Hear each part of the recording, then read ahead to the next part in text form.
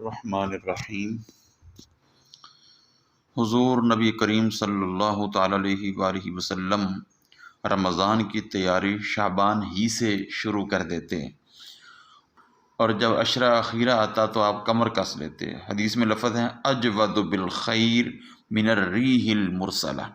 آپ فیاضی میں، غمخواری میں، اللہ کی راہ میں خرچ کرنے میں، تلاوت و روزہ میں آپ تیز آندھی سے بھی زیادہ تیز ہو جاتے تھے، جبکہ ہمارا حال اس کے بالکل برعکس ہے۔ کئی لوگوں کو تو قدر ہی نہیں ہے رمضان کی، اور جو قدر کرتے ہیں ان سے اکثر کا حال یہ ہے، الا ماشاء اللہ استثناء تو ہے، لیکن اکثر کا حال یہ ہے کہ شروع رمضان میں کچھ محنت کرتے ہیں اور پھر آہستہ آہستہ اس میں کمی آنی شروع ہو جاتی ہے۔ کسی مسجد میں اگر شروع رمضان میں 10 صفحے ہیں تو آخری عشرے میں جا کر 2 رہ جاتی ہے، یعنی کسی کی قدر 10 دن تو کسی کی 15 دن، الا ماشاء اللہ۔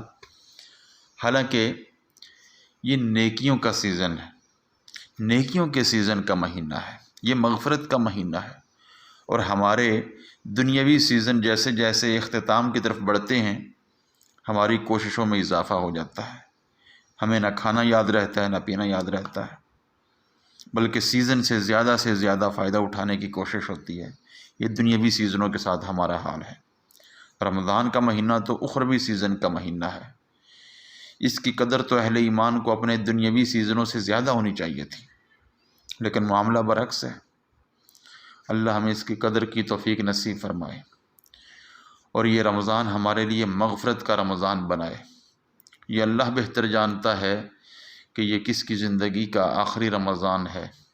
کہیں ایسا نہ ہو کہ ہم اپنی زندگی کے آخری رمضان غفلت میں گزار دیں۔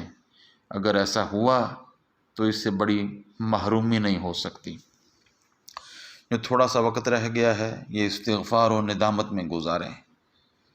ہم نے کیا قدر رمضان کی؟ کون سی ہماری نماز ایسی ہے جو خدا کے حضور پیش کرنے کے قابل ہو؟ تراویح کی توفیق بھی کسی کسی کو نصیب ہوئی، لیکن جسے بھی نصیب ہوئی الا ماشاء اللہ، ان سے کوئی کہہ رہا ہے اتنے پارے سنیں، کوئی کہہ رہا ہے اتنے سنیں، لیکن ذرا ہم اپنے دل سے سوال کریں۔ الا ماشاء اللہ استثناء ہے، لیکن اکثریت کا حال تو یہ ہے، دل سے سوال کریں کہ ان پاروں میں ہم تھے کہاں؟ کوئی کہاں ہوگا، کوئی کہاں ہوگا۔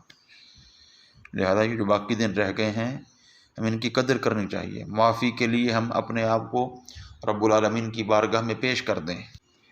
ویسے ہی اس امت پر اللہ رب العزت کے بہت سے خصوصی انعامات ہیں، جیسا کہ بخاری شریف میں حدیث شریف ہے، حضور علیہ السلام نے فرمایا انما مثلکم ومثل الیہود والنصارى، کہ تمہاری اور تم سے پہلے امتوں یعنی یہود و نصارہ کی مثال ایسی ہے جیسے کوئی آدمی کچھ مزدور کام پر رکھے اور ان مزدوروں سے کہے من یعمل لی الی نصف النہار علی قراط قراط، کون ہے جو صبح سے دوپہر تک میرے پاس کام کرے گا، مزدوری کرے گا، جس کی مزدوری میں 1 قراط دوں گا۔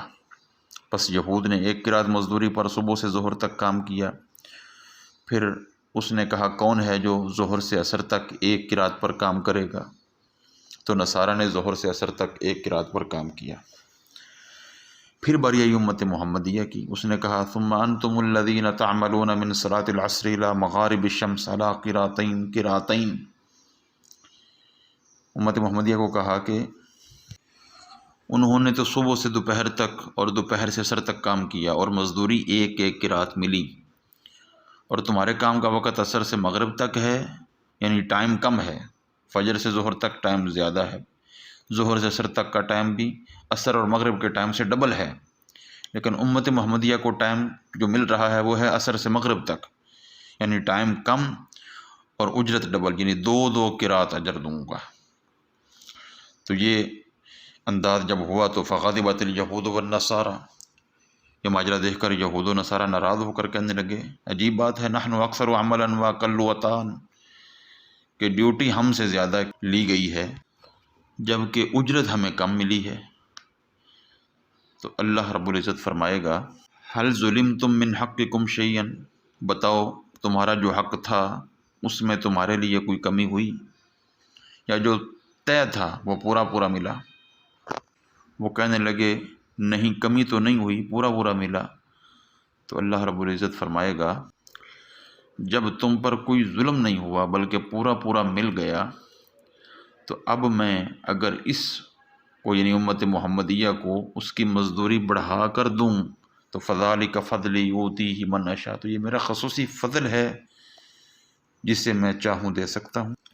تو ایسے ہی امت محمدیہ پر اللہ کا مزید انعام یہ ہے کہ ایک رات ایسی عطا کر دی ہے جو پہلی کسی امت کو عطا نہیں کی گئی۔ اتنی عظیم رات ہے کہ حدیث شریف میں ہے ان الملائکۃ تلک اللیلۃ فی الارض اکثر من عدد الحصیٰ، بے شک شب قدر میں زمین پر اترنے والے فرشتوں کی تعداد کنکروں کی تعداد سے بھی زیادہ ہوتی ہے۔ حضرت سیدنا ابو ہریرہ رضی اللہ تعالیٰ عنہ سے مروی ہے، نبی کریم صلی اللہ علیہ وسلم نے ارشاد فرمایا من قام لیلۃ القدر ایمانا واحتسابا غفر له ما تقدم من ذنبہ، جو شخص ایمان کی حالت میں اجر و ثواب کی امید رکھتے ہوئے شب قدر میں عبادت کے لیے کھڑا ہوا، اس کے لیے پچھلے تمام گناہ معاف کر دیے جاتے ہیں۔ حضرت انس بن مالک فرماتے ہیں کہ ایک دفعہ رمضان کا مہینہ آیا تو آپ صلی اللہ علیہ وسلم نے ارشاد فرمایا بے شک یہ مہینہ آیا ہے اور اس میں ایک ایسی رات ہے جو 1000 مہینوں سے زیادہ بہتر ہے۔ پھر اس رات کی فضیلت بیان کرتے ہوئے آپ نے فرمایا من حرمها فقد حرم الخیر کلہ ولا یحرم خیرہا الا محروم، جو اس رات سے محروم رہ گیا وہ ساری ہی بھلائی سے محروم رہ گیا، اور اس کی خیر و بھلائی سے وہی شخص محروم رہتا ہے جو حقیقت میں محروم ہوتا ہے۔ لہذا ہمیں اس قدر والی رات کی قدر کرنی چاہیے، جتنی زیادہ قدر کریں گے اتنا ہی اپنے لیے توشہ آخرت سامان آخرت تیار کریں گے۔ اللہ رب العزت ہمیں قدر کی توفیق نصیب فرمائے۔